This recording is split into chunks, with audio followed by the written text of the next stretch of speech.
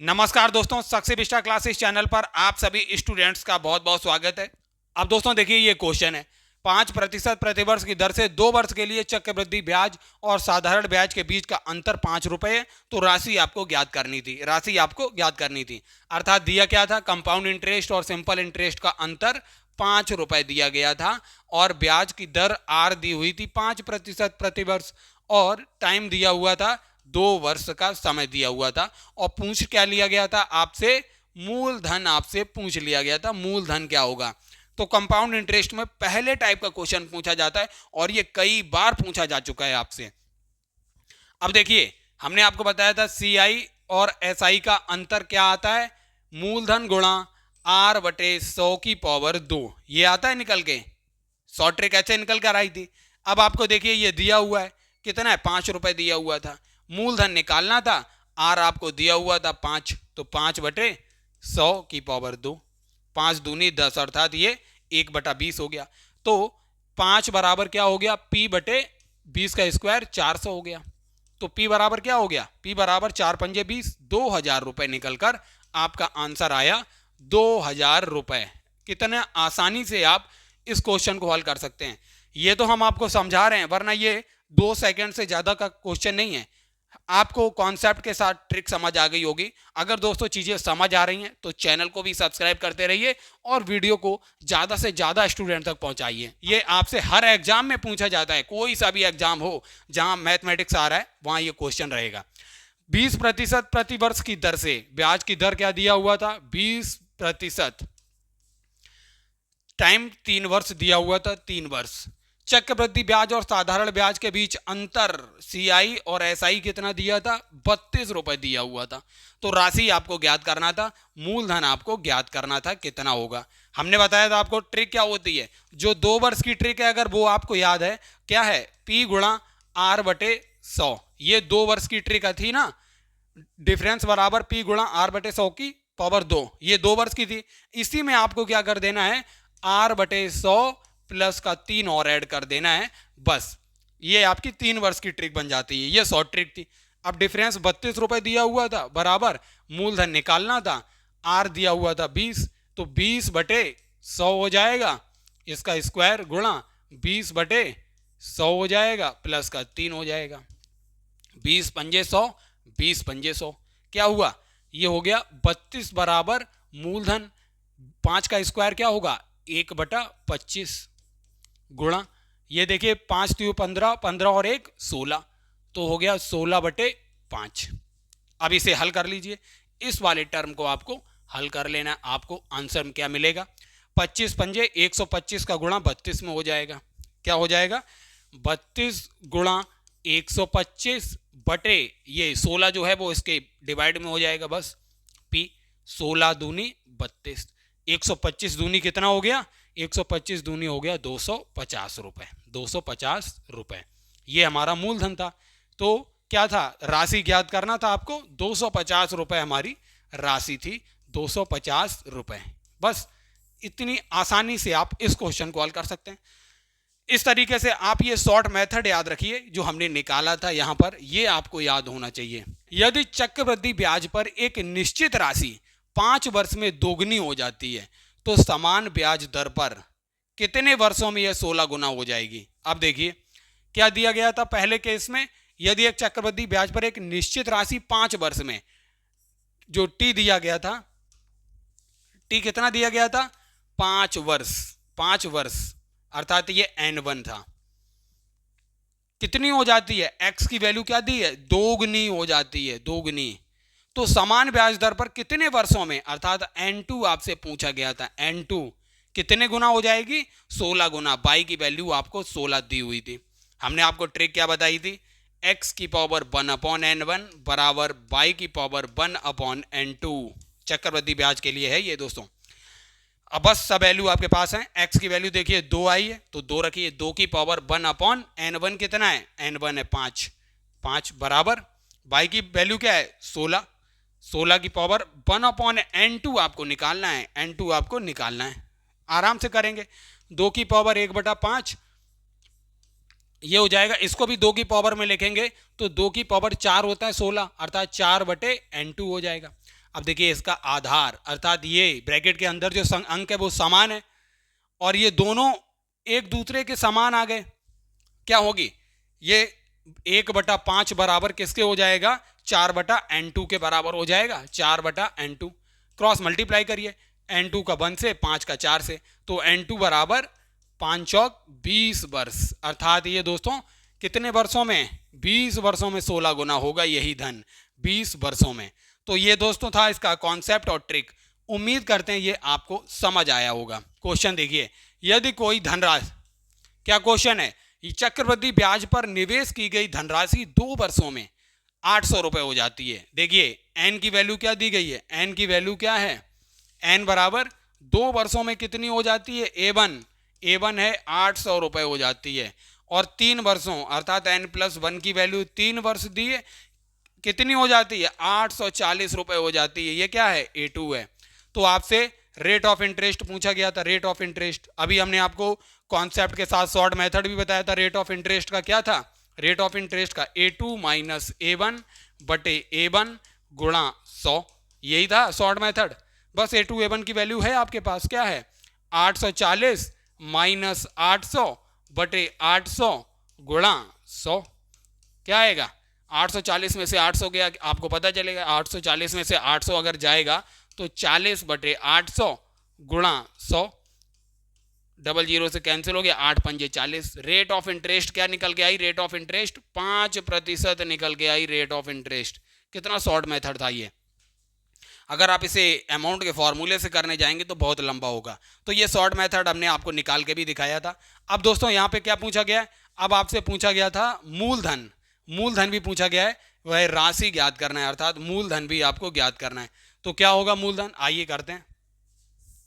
मूलधन के लिए ट्रिक आई थी निकल के, A1 गुणा A1 बटे A2 की पावर n, यही निकल के आई थी।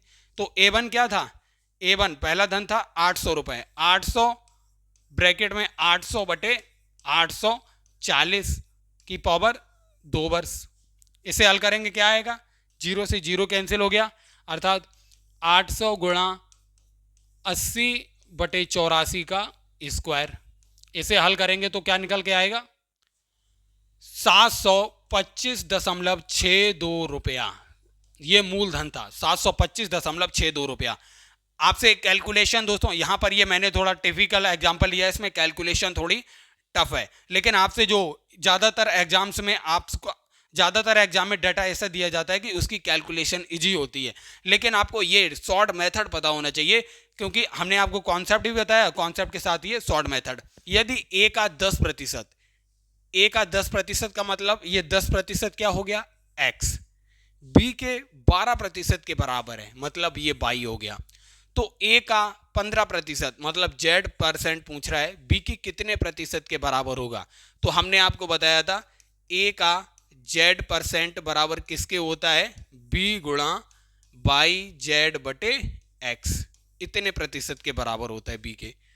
तो आपको निकालना था बस, Y की वैल्यू देखिए क्या दिया हुआ है, Y की वैल्यू 12 दी हुई थी, 12 गुणा Z की वैल्यू क्या है 15 है, ये 15 बटे, अब X की वैल्यू क्या है, A का 10% था 10, तो क्या हो जाएगा 5 तियो 15, 5 दूनी 10, 2 छंग 12, 6 तियो 18% के बराबर होगा। कहने का मतलब A का Z% अर्थात A का 15%, अब क्या हुआ Z की जगह A का 15% B के 18% के बराबर होगा। इसका आंसर 18% हो जाएगा, 18, कितने की वैल्यू 18% आएगी। कुल मिला के हमारा मेन उद्देश्य था आपको ये शॉर्ट ट्रिक पता होनी चाहिए। ये देखिए, ये आपसे रेलवे में पूछा जा चुका है क्वेश्चन, किसी व्यक्ति की मासिक आय 8,000 रुपये है, यदि उसकी आय में 20% की वृद्धि की जाए तो उसकी मासिक आय अब क्या होगी। अब देखिए उसकी मासिक आय कितनी है, 8,000 रुपये मासिक आय है, उसकी आय में 20%, अब उसकी आय में देखिए 20% की क्या की जा रही है, वृद्धि की जा रही है, तो अब उसकी आय क्या होगी, 8,000 का कितना प्रतिशत हो जाएगा, 100 प्लस 20% हो जाएगा, ऐसे निकाल लेंगे। अर्थात क्या हो जाएगा 8,000 गुणा 120 बटे 100, तो क्या हो जाएगा ये 12 अट्ठे 96, 9,600 रुपए 9,600 रुपये जो होगी अब उसकी मासिक आय होगी। वृद्धि के केस में ऐसे करते हैं। अब हम एक एग्जाम्पल आपको कमी वाला भी दिखा देते हैं। कमी वाला कैसे होता है ये देखिए। एक बाइक की कीमत 20,000 रुपये है। यदि 25% की कटौती के बाद बाइक की कीमत क्या होगी? यदि कटौती 25% हो। अभी बाइक की कीमत क्या है?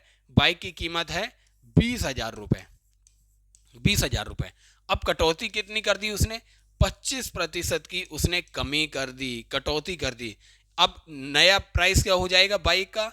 20,000 का कितना प्रतिशत बचेगा? 100 माइनस जितने की कटौती की उतना प्रतिशत बचेगा। बस हल कीजिए, क्या हो जाएगा? 20,000 गुणा 75/100 हो जाएगा। डबल जीरो से कैंसिल हो गया, डबल जीरो। 75 दूनी कितना हो गया? 150। अर्थात अब उसकी जो वैल्यू बची है वो 15,000 रुपये बची है। 15,000 रुपये अब उसकी कीमत बची है 25% कटौती के बाद। अब देखिए इसे बहुत जल्दी कैसे करेंगे। यदि राम की आय राधा की आय से 20% अधिक है तो राधा की आय राम की आय से कितने प्रतिशत कम होगी? कम का मतलब हमें पता है 20/100 प्लस 20, क्योंकि हर जितना बड़ा संख्या उतनी कम। अर्थात ये क्या हो गया? 20/120 गुणा 100, अर्थात ये 20 छक्का 120, अर्थात ये हो गया 16 सही 2/3%। डायरेक्ट आंसर आ गया। अगर आपको ये ट्रिक पता है, नहीं तो आप माना करके करेंगे, माना उसके अंक 100 फिर उसके अकॉर्डिंग निकालेंगे। अब देखिए ऐसे ही ट्रिक यहाँ भी लगा देते हैं, ये वाली। यदि किसी परीक्षा में प्रीति के द्वारा प्राप्त अंक वंदना द्वारा प्राप्त अंक से 20% कम है तो वंदना द्वारा प्राप्त अंक प्रीति के द्वारा प्राप्त अंकों से कितने प्रतिशत अधिक होंगे? अधिक के केस में हम आपको बता चुके हैं, जितने प्रतिशत कम है 20/100 माइनस हो जाएगा नीचे, क्योंकि हर जितना छोटा अंक उतना बड़ा अधिक हो जाएगा। तो 20/80 गुणा 100 क्या हो गया? 20 चौक 80, ये 25 बार जाएगा तो 25% आपका आंसर आ गया था।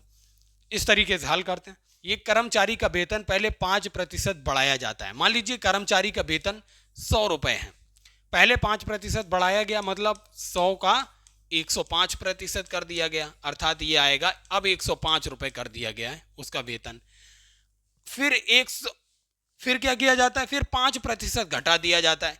अब देखिए दोस्तों, बढ़ाया गया था 100 रुपए पर, 100 का 5%, अब घटाया जाएगा 105 का 5% घटाया जाएगा।